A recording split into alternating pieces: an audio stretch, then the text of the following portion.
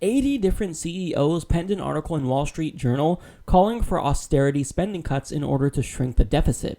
Now, I don't know how they had the audacity to do this, but Bernie Sanders decided to call them out on their hypocrisy. He writes, "There really is no shame. The Wall Street leaders whose recklessness and illegal behavior caused this terrible recession are now lecturing the American people on the need for courage to deal with the nation's finances and deficit crisis. Before telling us why we should cut Social Security, Medicare, and other vitally important programs, these CEOs might want to take a hard look at their responsibility for causing the deficit and this terrible recession.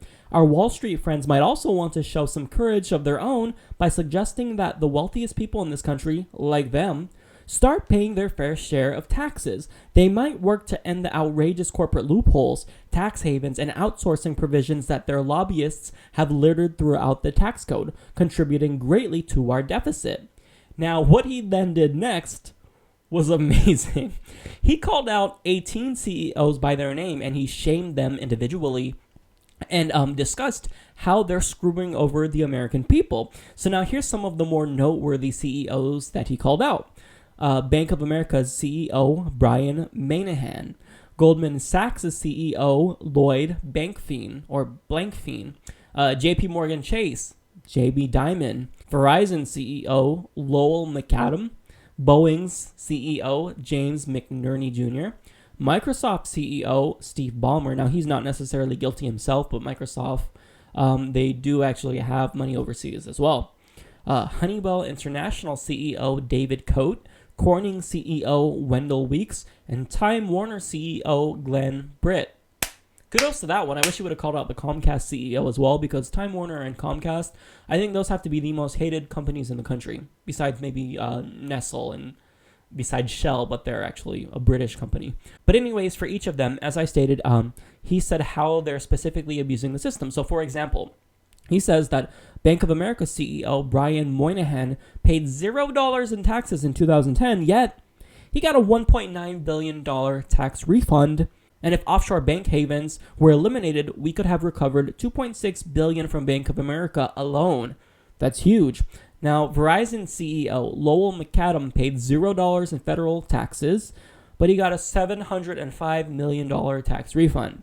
Time Warner CEO paid $0 in taxes in 2008, but got a $74 million tax refund. So you get the picture. I won't go over all of them. You can see how these individuals are favored more than the American people. We all pay a lot in taxes, but not very many of us get that $100 million tax refund, or hundreds of millions of dollars of tax refund, and even $1 billion in tax refunds, as was the case with Bank of America's CEO.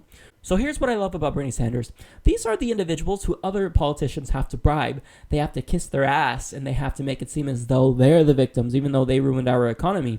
For example, Hillary Clinton was paid $400,000 to speak at 2 Goldman Sachs events, and she said something along the lines of that banks are getting a bad rap. Well, of course they're getting a bad rap. They sent us into the Great Recession. Is that not worthy of giving them a bad rap? If it isn't, then I don't know what is. But anyways, Bernie Sanders doesn't care. He's not like these other politicians. He can give them the middle finger, and the American people applaud him for it. Now, we haven't had a politician like Bernie Sanders since 1936. Now, I'm going to play a speech from FDR. Now, I want you to listen and see who FDR sounds like.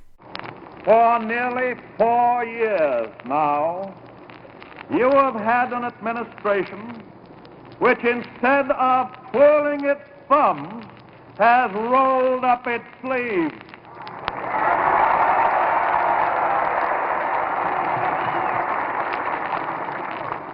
And I can assure you that we will keep our sleeves rolled up.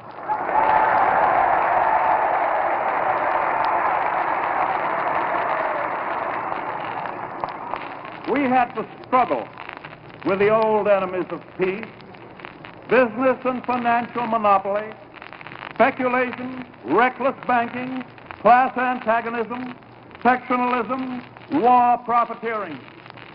They had begun to consider the government of the United States as a mere appendage to their own affairs.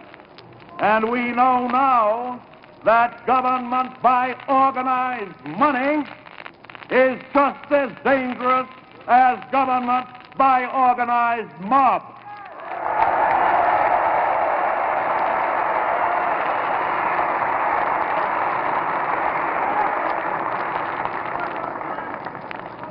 Never before in all our history have these forces been so united against one candidate as they stand today. They are unanimous in their hate for me, and I welcome their hatred. He said, I welcome their hatred. Look, it's official. Bernie Sanders is FDR 2.0. And I say 2.0 because he's new and improved and he's better than FDR. So this is really astounding. What we're seeing is something that's so unique, so unorthodox in our political system that you can't help but get excited about it.